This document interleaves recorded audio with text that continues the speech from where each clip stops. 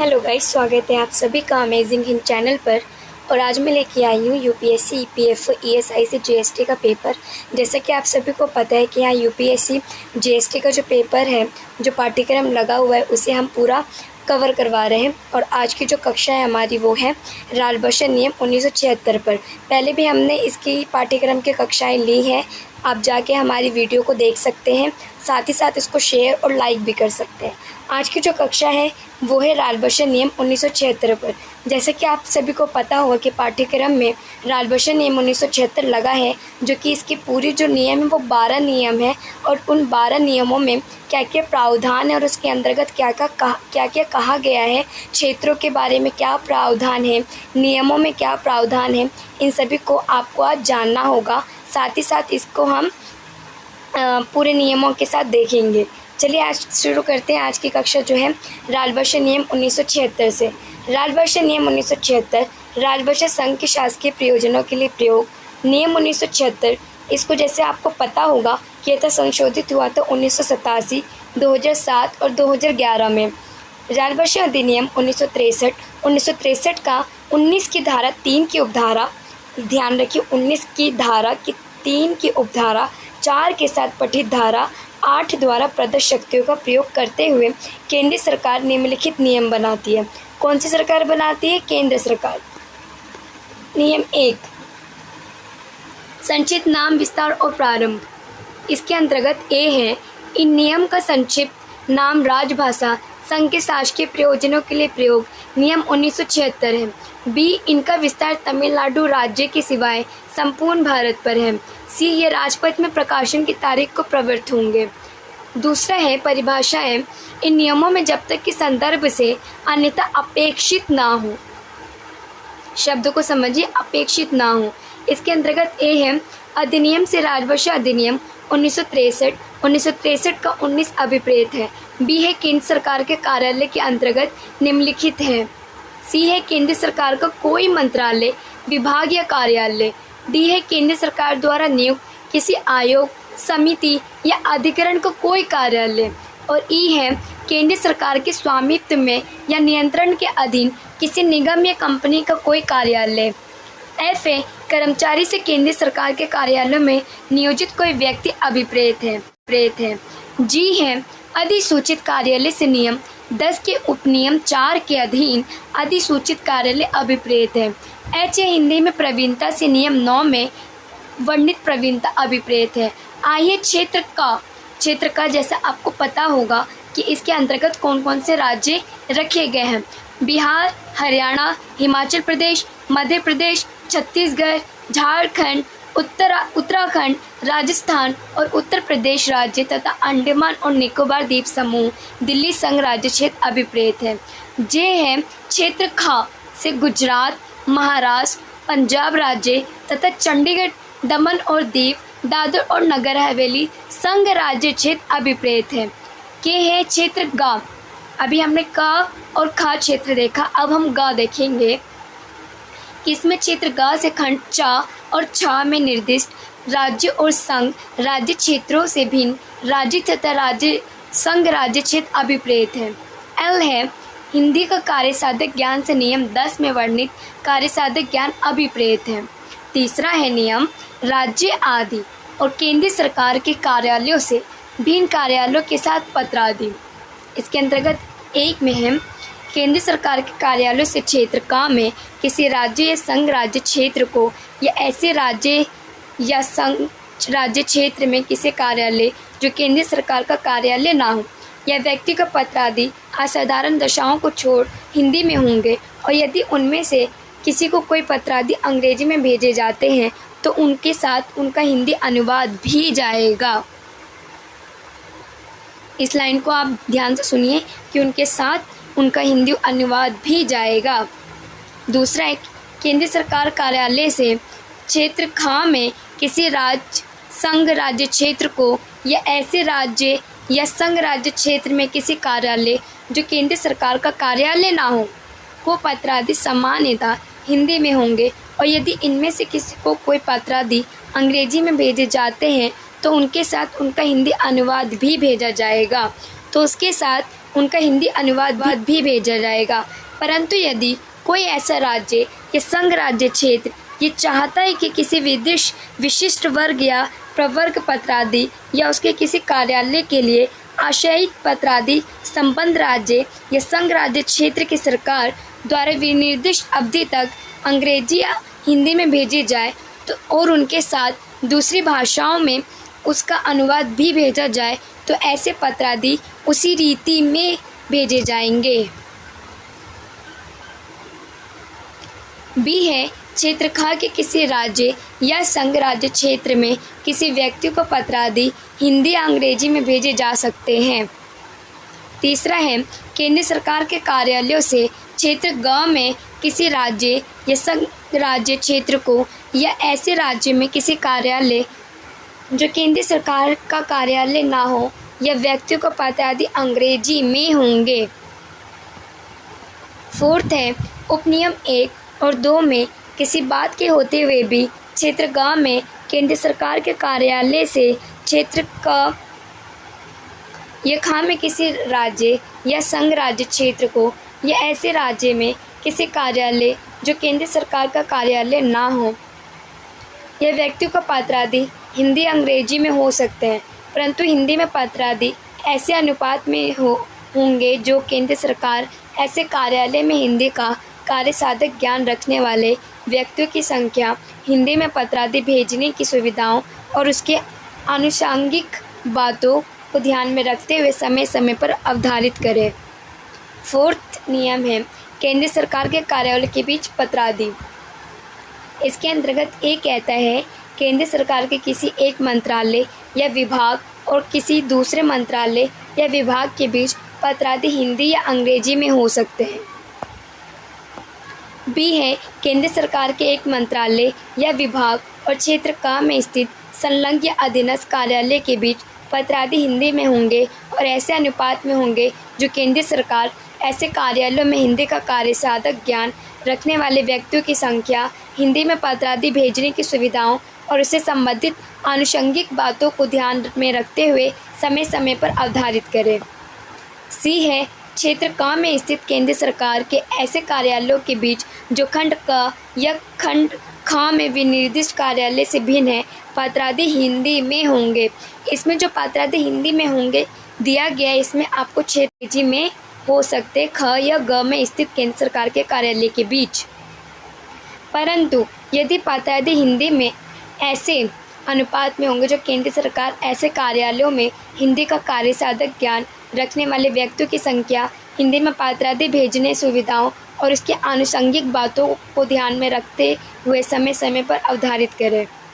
ई है क्षेत्र ख या ग में स्थित केंद्र सरकार के कार्यालयों के बीच पत्रादि हिंदी या अंग्रेजी में हो सकते हैं। हिंदी में भी हो सकते हैं और अंग्रेजी में भी हो सकते हैं, परंतु ये पत्रादि हिंदी में ऐसे अनुपात में होंगे जो केंद्र सरकार ऐसे कार्यालयों में हिंदी का कार्य साधक ज्ञान रखने वाले व्यक्तियों की संख्या, हिंदी में पत्रादि भेजने की सुविधाओं और इससे आनुषंगिक बातों को ध्यान में रखते हुए समय समय पर अवधारित करें।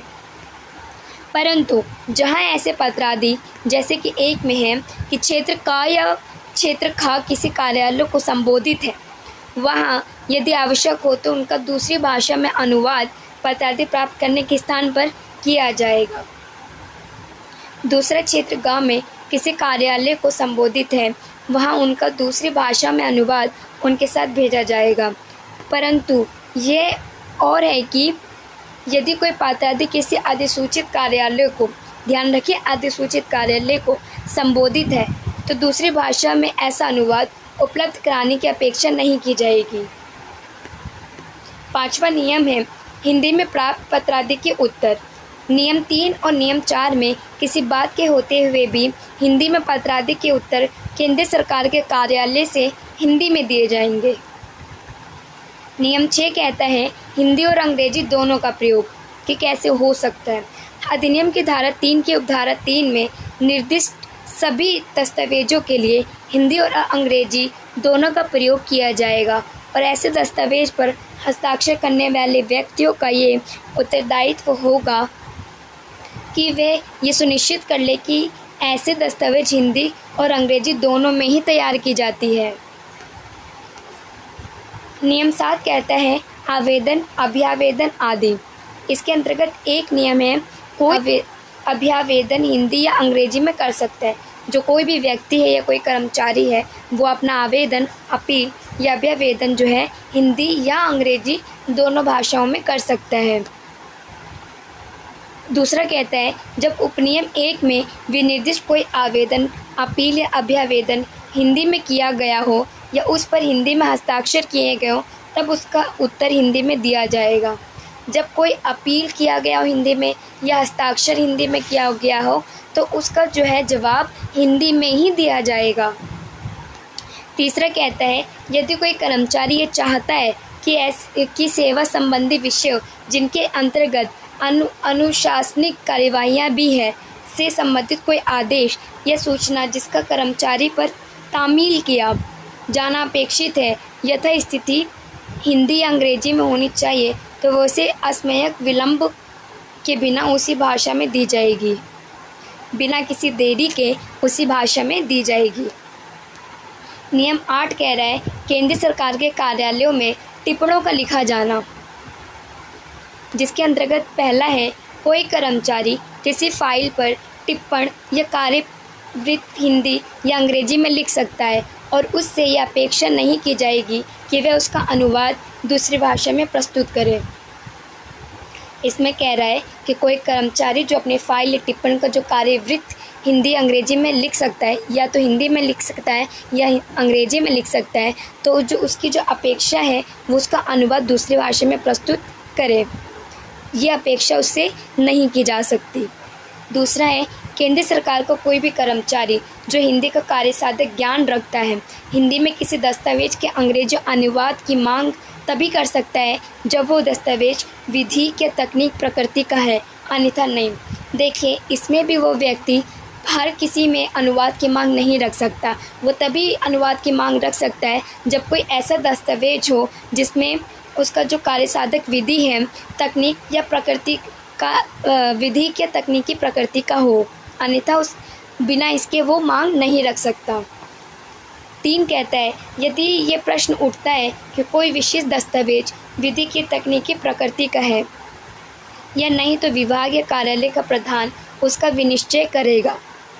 और है उपनियम 1 में किसी बात के होते हुए भी केंद्र सरकार आदेश द्वारा ऐसे अधिसूचित कार्यालय को विनिर्दिष्ट कर सकती है जैसे कर्मचारी द्वारा जिन्हें हिंदी में प्रवीणता प्राप्त है, टिप्पण, प्रारूपण और ऐसे अन्य शासकीय प्रयोजनों के लिए जो आदेश में विनिर्दिष्ट की जाए केवल हिंदी का प्रयोग किया जाएगा। नियम 9 कह रहा है हिंदी में प्रवीणता। यदि किसी कर्मचारी ने जैसे मैट्रिक परीक्षा 10th पास या उसकी समतुल्य या उससे उच्चतर कोई परीक्षा हिंदी के माध्यम से उत्तीर्ण कर लिया यानी कि पास कर ली है, या बी है स्नातक परीक्षा में यानी कि ग्रेजुएशन अथवा स्नातक परीक्षा की समतुल्य या उससे उच्चतर किसी अन्य परीक्षा में हिंदी को एक वैकल्पिक विषय के रूप में लिया हो, या सी कहता है यदि वो इन नियमों से उपबद्ध प्रारूप से घोषणा करता है कि उसे हिंदी में प्रवीणता प्राप्त है तो उसके बारे में समझा जाए कि उसने हिंदी में प्रवीणता प्राप्त कर ली है। जैसे उसने या तो मैट्रिक 10th पास की हो या ग्रेजुएशन किया हो या उससे भी उच्चतर कोई लेवल हिंदी में प्राप्त किया हो या एक विषय पर पढ़ा हो, तो उससे ये समझ लेना चाहिए कि उसने हिंदी में प्रवीणता प्राप्त कर ली है। नियम 10 कह रहा है हिंदी का कार्यसाधक ज्ञान। प्राग परीक्षा या यदि उस सरकार द्वारा किसी विशिष्ट प्रवर्ग के पदों के संबंध में उस योजना के अंतर्गत कोई निम्नतर परीक्षा विनिर्दिष्ट है, वो परीक्षा उत्तीर्ण कर ली है, या केंद्र सरकार द्वारा उस नियमित विनिर्दिष्ट कोई अन्य परीक्षा उत्तीर्ण कर ली है, जो केंद्र सरकार द्वारा परीक्षा करवाई जाती है वो उत्तीर्ण कर ली है, या फिर यदि वह इन नियमों में उपबद्ध प्रारूप में ये घोषणा करता है कि उसने ऐसा ज्ञान प्राप्त कर लिया है तो उसके बारे में ये समझा जाए कि उसने हिंदी का कार्यसाधक ज्ञान प्राप्त कर लिया है। दूसरा है यदि केंद्र सरकार के किसी कार्यालय में कार्य करने वाले कर्मचारी में से 80% यानी 80% ने हिंदी का ऐसा ज्ञान प्राप्त कर लिया है तो उस कार्य साधक के कर्मचारियों के बारे में सामान्यतः ये समझा जाए कि उन्होंने हिंदी का कार्य साधक ज्ञान प्राप्त कर लिया है। उसके बारे में समझ लेना चाहिए कि उसने उतना कार्य साधक ज्ञान हिंदी में प्राप्त कर लिया है। तीसरा है केंद्र सरकार या केंद्र सरकार द्वारा इस निमित्त विनिर्दिष्ट कोई अधिकारी ये अवधारित कर सकता है कि केंद्र सरकार के किसी कार्यालय के कर्मचारी ने हिंदी का कार्य साधक ज्ञान प्राप्त कर लिया है या नहीं। चौथा है केंद्र सरकार के जिन कार्यालयों में कर्मचारी ने हिंदी का कार्य साधक ज्ञान प्राप्त कर लिया है उन कार्यालयों के नाम राजपत्र में अधिसूचित किए जाएंगे।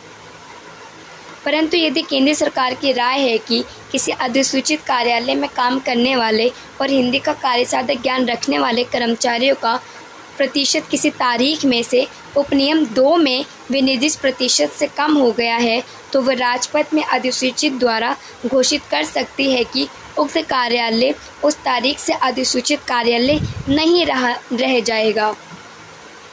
अब नियम 11 क्या कह रहा है? नियम 11 कह रहा है कि मैनुअल, संहिताएं, प्रक्रिया संबंधी अन्य साहित्य लेखन सामग्री आदि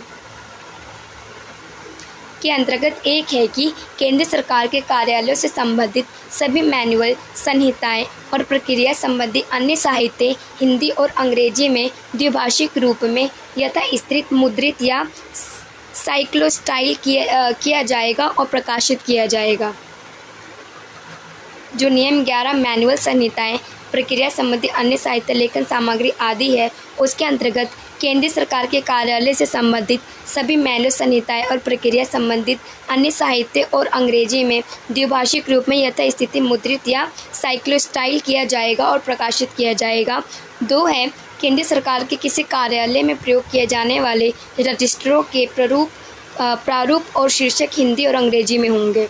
उसका जो टाइटल है यानी कि जो शीर्षक है वो अंग्रेजी या हिंदी में होंगे। केंद्र सरकार के किसी कार्यालय में प्रयोग के लिए सभी नामपट, सूचना पट, पत्र शीर्ष और लिफाफे पर उत्तीर्ण लेख तथा लेखन सामग्री की अन्य मदें हिंदी और अंग्रेजी में लिखी जाएंगी, मुद्रित या उत्कीर्ण होंगी।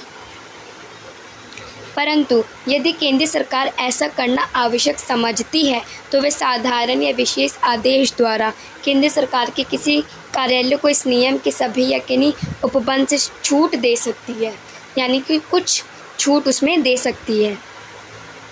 अब जो हमारा आखिरी नियम, अंतिम नियम है वो नियम 12 है जो कहता है अनुपालन का उत्तरदायित्व। इसके अंतर्गत